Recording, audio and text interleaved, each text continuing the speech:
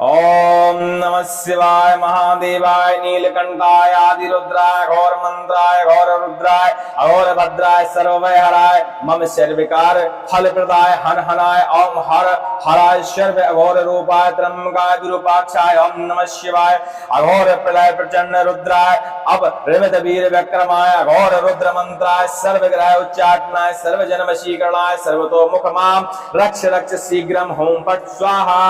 ओम नमः शिवाय ओम नमः शिवाय ओम नमः शिवाय ओम नमः शिवाय।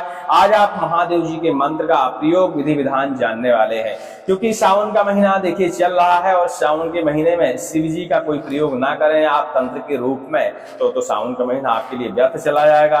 और यह जो हमने मंत्र बताया है बहुत ही दुर्लभ मंत्र है और शिव जी को अति प्रिय मंत्र माना जाता है। इस मंत्र से सभी प्रकार के भय समाप्त होते हैं, सभी प्रकार के दुष्ट समाप्त होते हैं, शत्रु समाप्त होते हैं। घर में यदि नकारात्मक ऊर्जा का प्रवाह ज्यादा है तो शिव जी सारे प्रवाहों को हरण कर लेते हैं। आप तो जानते ही है कि शिव जी यदि चाह लें तो सारी बाधाओं का हरण चुटकियों में कर सकते हैं। तो यह वैसे तो अघोर मंत्र है, लेकिन इसके श्रवण करने के भी विधान है और जप करने के भी विधान है। तो सावन का जो महीना होता है इसमें ज्यादा तीन तूफान नहीं करना होता, साधारण विधि के साथ आप इस मंत्र का प्रयोग कर सकते हैं और धीरे धीरे आपकी स्थितियां जो है सुधार में आने लगेंगी। क्या क्या सुधार में आ सकता है? कुग्रह जो होते हैं हमारे इस राशि में, वह नकारात्मक प्रभाव हमारे शरीर पे, घर परिवार पे, हमारे कार्य पे, बिजनेस व्यापार पे, सभी चीजों पे प्रभाव दिखाते हैं, जिससे कारण बहुत अति हानि होती है, शरीर क्षतिग्रस्त भी होता है, क्योंकि जब ग्रह क्रूर होते हैं तो शरीर में रोग भी उत्पन्न होते हैं। तो इस मंत्र का लगातार प्रयोग करने से सभी प्रकार के ग्रह ठंडे होते हैं और अपना कुप्रभाव दिखाना बंद कर देते हैं, जिससे स्थितियां सुधार में आ जाती हैं। दूसरा, भूत प्रेतों का भय, प्रचंडों का भय, शत्रुओं का भय, शत्रु की विद्या का भय, शिव जी यदि चाह ले तो सभी प्रकार की विद्याओं का हरण कर लेते हैं। और कहा जाए तो जितने भी उल्टे सीधे तंत्र मंत्र होते हैं उसमें शिव जी का कहीं ना कहीं हाथ होता है, और शिव जी ही चाहें तो सब कुछ निपटा सकते हैं, शिव जी चाहें तो सब कुछ बना सकते हैं। तो इस मंत्र के जरिए यदि इस मंत्र का आप प्रयोग करते हैं तो चलाई जाने वाली उल्टी सीधी गंदी सारी विद्याएं शिव जी सब विद्याओं का हरण कर लेते हैं। यदि आपका कोई विशेष कार्य रुका पड़ा है तो इस मंत्र का प्रयोग करने से वह कार्य धीरे धीरे बनने शुरू हो जाते हैं, मतलब संयोग बनना शुरू हो जाता है।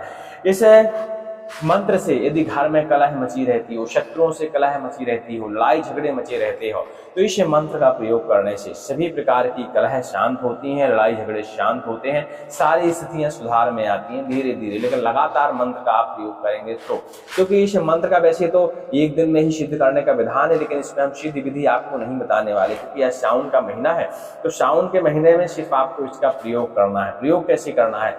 सावन का सोमवार जरूरी नहीं होता, आप सावन के सभी दिन शिव जी के दिन माने जाते हैं। सोमवार, मंगल, बुध, गुरु, बृहस्पति, शुक्र, शनि, रवि, किसी भी दिन जिस दिन आप यह वीडियो देखें उसी दिन से इस मंत्र का शुरुआत कर दें। शिव जी को बढ़िया स्नान ध्यान करके जल चढ़ाएं, बेलपत्री चढ़ाएं। शिव जी को जो जो सामग्रियां लगती हैं, आप तो नित्य पूजा करती ही होंगी, जब मंत्र हमारा यह सुन रहे हैं तो आप इतना जानते हैं कि शिव जी को कब कौन सी पूजा क्या क्या करनी चाहिए। साधारण पूजा करिए, तीन तूफान वाली बिल्कुल नहीं, साधारण पूजा करिए शिव जी की, और उसके बाद इस मंत्र को जापन शुरू करिए। पहले दिन 108 बार जापन करिए मंदिर में ही कहीं, और जापन कैसे करिए? भले मुंह बंद करके करें, लेकिन इसको सुर के साथ करें। हमने बताया सुर के साथ, तभी यह मंत्र आपके शरीर के लिए फायदेमंद होगा, क्योंकि शरीर के नकारात्मक ऊर्जा हटाने में यह मंत्र विशेष माना जाता है। जिन लोगों को गंदी मैली कुचैली बाधाएं होती हैं, मंत्र में ऐसे शब्द नहीं है, लेकिन इस मंत्र को मन ही मन जपने से और सुर के साथ जपने से सभी प्रकार की गंदी मैली कुचैली बाधाएं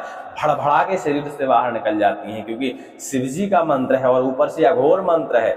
अघोर मंत्रों के वैसे विधि विधान अलग होते हैं, लेकिन इसे सात्विक तरीके से आप प्रयोग करिए। सिर्फ इसका मन ही मन 108 बार जापन करिए। हाँ, यदि मंदिर में कोई नहीं है, कोई दिक्कत नहीं, एकांत है या आपको झिझक नहीं लग रही है, तो आप उच्च स्वर में भी इस मंत्र को 108 बार पढ़ सकते हैं, कोई दिक्कत नहीं है। इसमें कोई गुप्त वाला विधान नहीं है कि आपको एकदम ऐसे पढ़ना है, नहीं। आप अपनी स्थितियां देख के, कई लोग मंदिरों में झिझकते हैं मंत्र पढ़ने से, तो आप अपनी स्थिति के हिसाब से पढ़ सकते हैं, लेकिन पहले दिन मंदिर में ही इसको 108 बार पढ़ना है।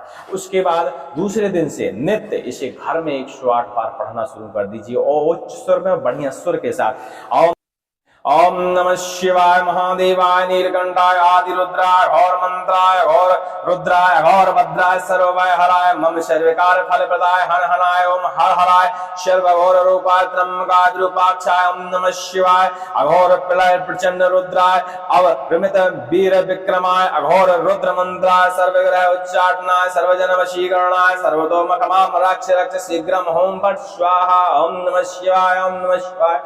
इस तरह आप इस मंत्र का उच्च स्वर में भी जाप कर सकते हैं। तो जैसे उच्च स्वर में जाप करेंगे तो इसकी जो ऊर्जा तरंगे हैं वह आपके दिमाग के अंदर गूंजना शुरू होंगी, और जब इसकी ऊर्जा तरंगे आपके दिमाग के अंदर गूंजना शुरू होगी तो बुरी शक्ति और नकारात्मक शक्ति जो है आपके शरीर से निकलकर बाहर भागने लगेगी।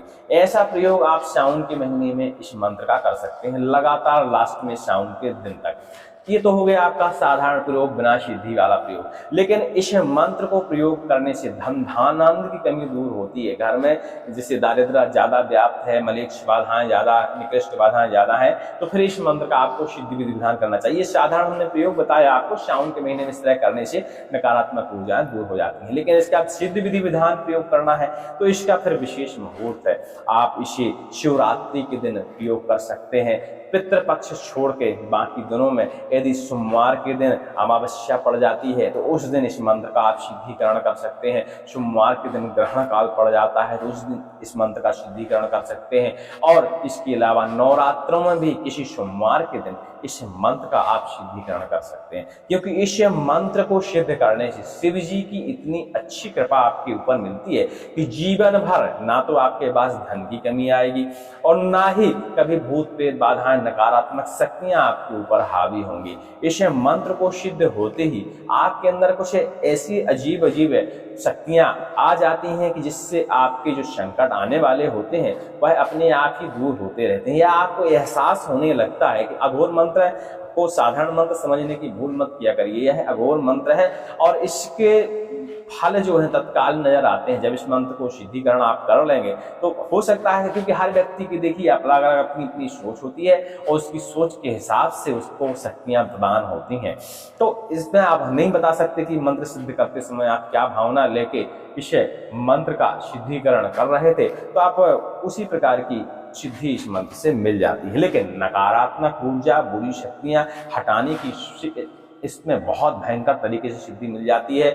और घर में जैसे धन दौलत की कमी है, किसी विशेष कार्य में रुकावट होती है, तो इस मंत्र के जरिए वह सारे कार्य बनने लगते हैं। और एक कार्य आप लगातार जैसे पूजा पाठ करते हैं तो आपको पता नहीं होता कि हमको फल मिल रहा है कि नहीं मिल रहा है, लेकिन इस मंत्र का यदि आपने जापन किया है तो समझ लीजिए कि आपकी जो भी पूजा आप कर रहे हैं वह आपके पितरों के पास जा रही है, आपके कुलिष्टों के पास जा रही है। ऐसा इस मंत्र का प्रभाव होने लगता है।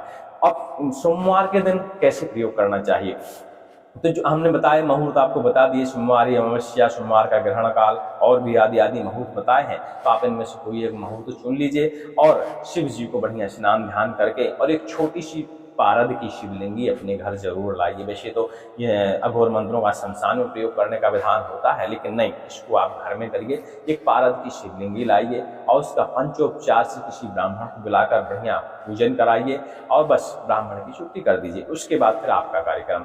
आप इसके बाद सोमवार के दिन फिर से उस पिंडी का बढ़िया दूध से, दही से, पंचामृत से, शुद्ध गंगा जल से स्नान कराइए, पत्र चढ़ाइए और भगवान शिव जी से बढ़िया प्रार्थना करिए। रुद्राक्ष की माला लीजिए और इस मंत्र की आप 51 माला जप करिए और 51 माला जप करने के बाद उसका दशांश यानी 10% आप हवन करिए। हवन कुंड बढ़िया बनाने के बाद आप ऐसा पहले सोमवार को कर सकते हैं। ठीक है, इतने में ही आपको कुछ ना कुछ लक्षण वैसे नजर आने लगेंगे। लेकिन जब भी आपको ऐसा मुहूर्त मिलता है, सोमवती अमावस्या मिल जाती है, सोमवार को सर्वार्थ सिद्धि योग मिल जाए, सोमवार को ग्रहण काल मिल जाए, ऐसे बहुत सारे सर्वार्थ सिद्धि, अमृत सिद्धि योग होते हैं। नवरात्रों का सोमवार मिल जाए, क्योंकि ये मंत्र एक बार का नहीं है, आपको इसको 2-3 बार दोहराना पड़ेगा। जब दूसरा फिर आपको मुहूर्त मिले तो दोबारा आप फिर सेम प्रयोग करिए। तो ऐसा कर करके आप जब 2-3 बार आपका गुजर जाएगा तो इतने में ही आपको कुछ ऐसी सिद्धियां मिल जाएंगी जिसकी आप उम्मीद नहीं कर रहे थे, लेकिन वो मिल जाएगी। लेकिन नित्य दिन में इसे उतारना जरूरी है। आप सोमवार का भले प्रयोग करें, लेकिन नित्य कम से कम 11 से 21 बार स्नान ध्यान करने के बाद अच्छे स्वर में इसको जरूर गाइए, तब जाके इस मंत्र में सिद्धि आती है। और जब सिद्धि आ जाएगी तो आपको स्वयं पता चल जाएगा कि आपको करना क्या चाहिए। और जहाँ तक बुरी शक्तियों वाली बात है तो पहले ही सोमवार के बाद आप सारी शक्तियों को तबाह कर देंगे, चाहे बुरी शक्ति हो, मलिक शक्ति हो, निकृष्ट शक्ति हो, वो हमें बताने की जरूरत नहीं है। उसकी आगे की विधि आपको स्वयं समझ में आ जाएगी, क्योंकि अघोर मंत्र में स्वयं ही बुद्धि चलती है कि हमको क्या करना चाहिए ताकि हम इससे मुक्ति पा लें, इस संकट से मुक्ति पा लें। ठीक है, चलिए उम्मीद करते हैं आप हमारी बात समझ ही होंगे। मंत्र डिस्क्रिप्शन में तो मिल ही जाएगा। संकट नाशक क्रिया श्रवण के लिए उपलब्ध है, तो आप जाके श्रवण कर लीजिएगा, क्योंकि इस मंत्र को श्रवण करने से भी नकारात्मक ऊर्जा दूर होती है। सभी को जय श्री राम, जय हनुमान जी। ओम नमः शिवाय।